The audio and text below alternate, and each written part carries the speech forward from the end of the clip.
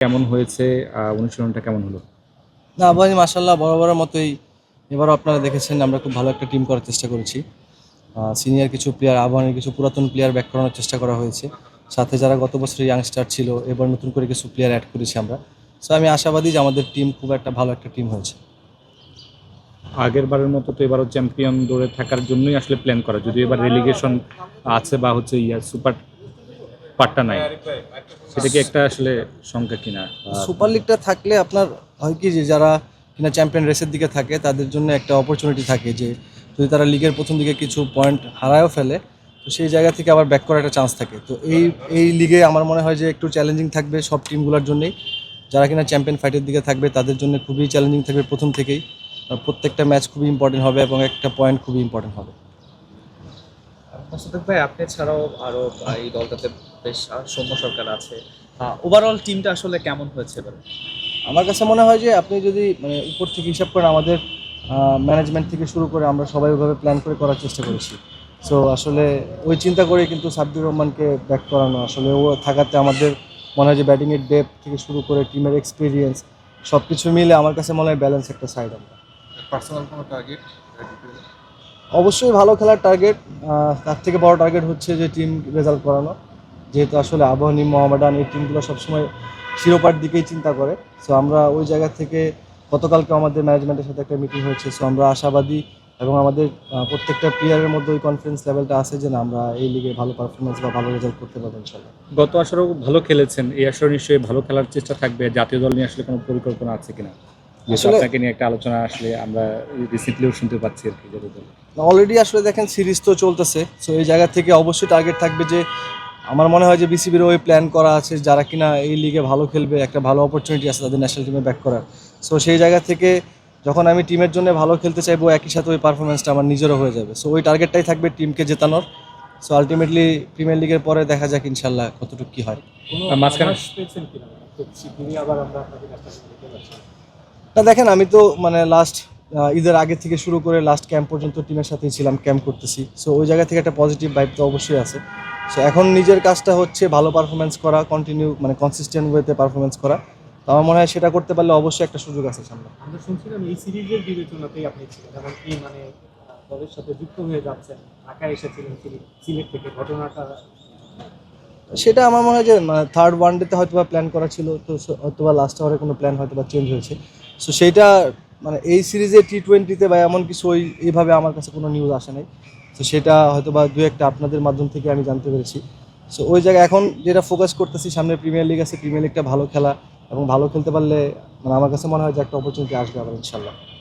আপনি যে জায়গাটায় খেলেন 6 বা 7 বা 5-এ বা বাংলাদেশের ফিনিশিংয়ে যে এখন সমস্যাটা, সেটা আসলে কাটানোর জন্য আসলে আপনি একটা বড় কী বলে এটাকে উপাদান হতে পারেন কিনা আসলে বাংলাদেশ দলে? আমি লাস্ট প্রিমিয়ার লিগেও নাম্বার 6-এ ব্যাটিং করেছি। আসলে এই প্রিমিয়ার লিগে হয়তো বা ওরকম 5-6-এর দিকে ব্যাটিং করার প্ল্যান থাকবে।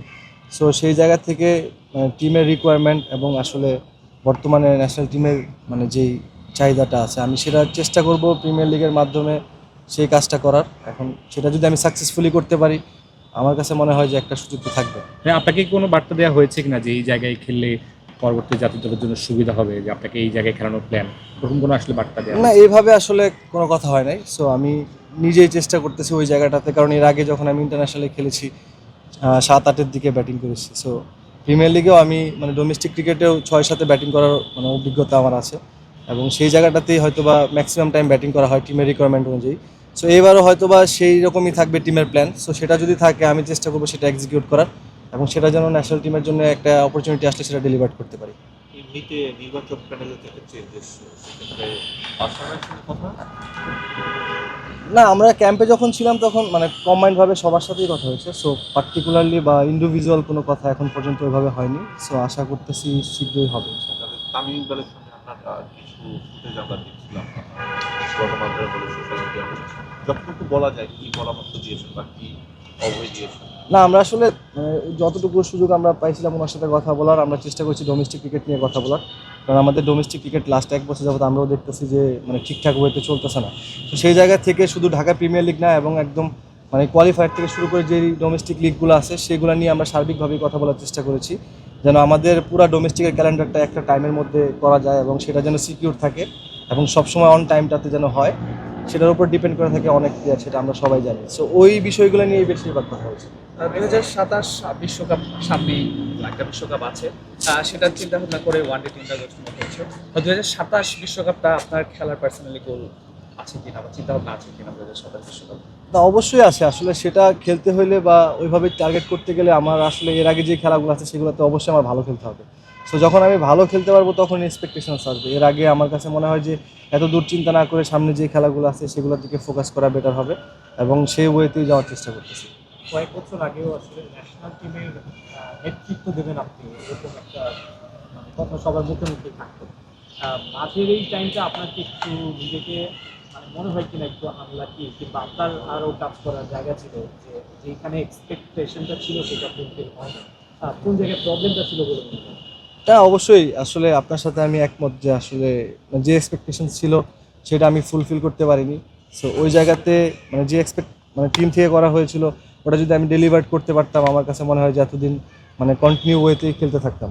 সো সেই জায়গাতে যখন ফেলিওর হয়েছি, আবার চেষ্টা করছি নতুন করে রিবিল্ড করার, এবং মানে কতটুকু ভালোভাবে কামব্যাক করা যায়, এবং যেই রোলটা থাকবে সেটা যেন মানে মাঠে এক্সিকিউট করতে পারি। নেতৃত্বের কথা যেহেতু আসলে আবাহনী থেকে এবার নেতৃত্বটা মোসাদ্দেকের হাতে দিচ্ছে কিনা বা নেতৃত্ব কি মোসাদ্দেক দিচ্ছেন কিনা? জি, ইনশাল্লাহ এবার আহ্বানের ক্যাপ্টেন্সিতে আমি থাকছি।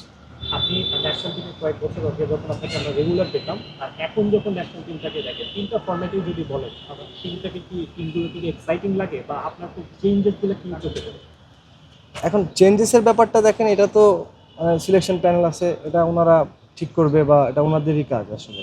সো সেই জায়গা থেকে আমার কাছে মনে হয় যে বর্তমান যে টিমটা খেলতেছে, লাস্ট আমরা T20 ম্যাচেও দেখতে পাচ্ছি, খুবই এক্সাইটিং টিম। সো আমার মনে হয় যে টাইম দিলে এই টিমটা ভালো করবে ভবিষ্যতে ইনশাল্লাহ। সো বাকিরা তো সবাই চেষ্টা করতেছে, মাঠে হার্ডওয়ার্ক করতেছে, এটা হয়তো বা যখন কনসিস্টেন্ট হতে পারবে তখন আমরা বড় দল হয়ে উঠবো ইনশাল্লাহ।